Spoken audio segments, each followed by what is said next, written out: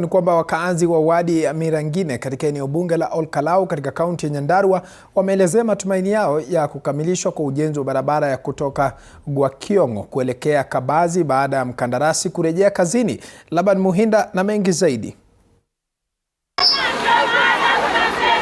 Mwaka mmoja baada ya kuanza kwa ujenzi wa barabara ya Gwakiong'o Kabazi katika eneo bunge la Olkalau kaunti ya Nyandarua, wakazi wanasema kuchelewa kwa mradi huu kulizua wasiwasi miongoni mwa mamia ya wenyeji wanaotegemea barabara hii kusafirisha mazao yao kwenda sokoni. Ukilima chakula yetu yote inapotelea kwa shamba.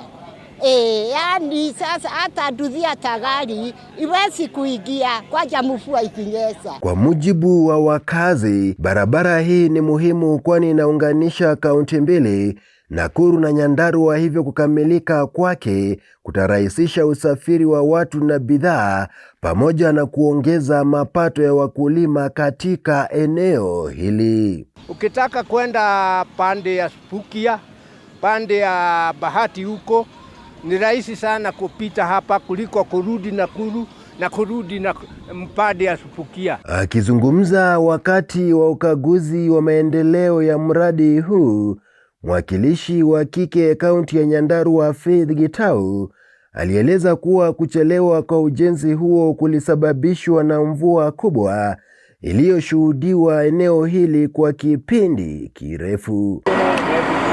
Hata hivyo, Gitau anasema mkandarasi tayari amerejea kazini na juhudi zinaendelea kuhakikisha kuwa barabara hii inakamilika kwa haraka ili kuwafaidi wakazi. 2 months ago, contractors walikuwa wamestop kwa sababu ya mvua, lakini sasa vile mvua imepungua, wote wamerudi na hakuna hata mmoja ataleta excuse ati kuna mvua. Wote contractors wale wameasainiwa hapa Nyandarua wote wamerudi. Aidha, amewarai wakazi wa Nyandarua kuendelea kuunga mkono serikali ili waweze kunufaika na miradi ya maendeleo inayotekelezwa Nyandarua, miradi ambayo kwa muda mrefu haijawahi kushuhudiwa eneo hili. Tunaomba sana tushikilie serikali ya William Samoei Ruto kwa sababu hii eneo yetu ya Nyandarua itaendelea mbele vizuri, kwa sababu